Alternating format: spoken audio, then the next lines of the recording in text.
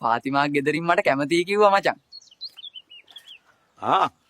ඒක තමයි ෆාතිමාගේ තාත්තා උදේ කතුරක් අරන් ගියේ. කුසල් මෙන්ඩිස්ද? චරිත් අසලංකද? පියුමි හංසමාලි. මොකද්ද කිව්වේ?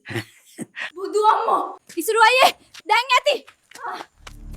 ඉසුරු බල්ලෝ අයියේ ඔයා වැඩ කරන්නේ ගරාජ් එක නේද? කොහොමද දන්නේ නංගි? ජැක් ගහන විදියෙන් තේරුණා අයියේ. ඔයාලා හැම වෙලේම අතින් වියදම් කරගෙන හරි ජොබ් එකේ වැඩ කරන්න ඕනේ. කටට එපාද? එදා අතින් අල්ලපු ගමන් නැග්ගනේ නිපුන් අයියට. ආදරේ වැඩි කමටනේ සිතාරා. පිස්සුද?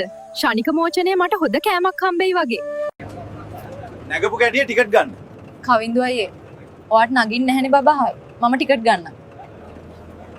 මේ කෙහෙල් ගහේ තියෙන ලොකු හිල දැක්කම මට හිතෙනවා තරුෂත් ඊයේ රෑ හොඳට සබාදහම වින්දා වගේ. අපේ පුතා දැන් කෙහෙල් ගස් වලටත් ආදර හැංගීම් එනවා.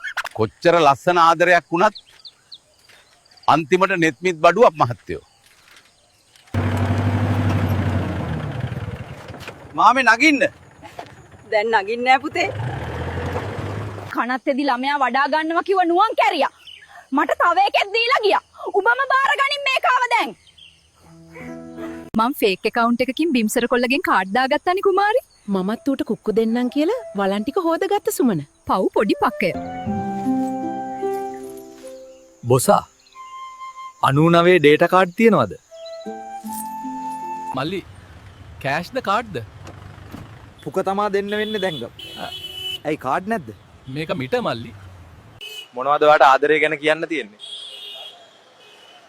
කසුන් මාව අනාථ කරලා ගියා මහත්තයෝ.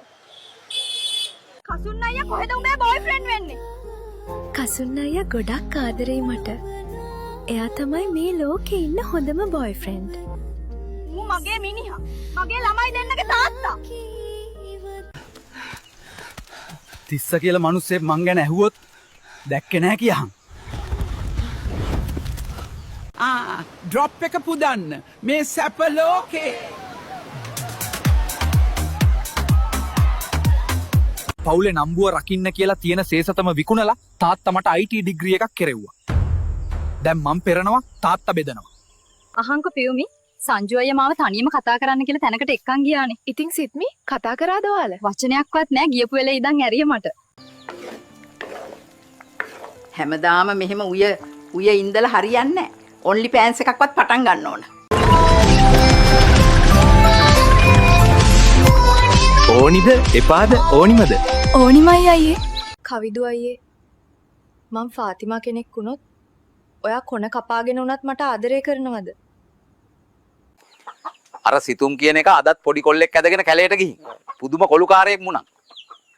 මම ඔයාට ආදරෙයි පැටියෝ.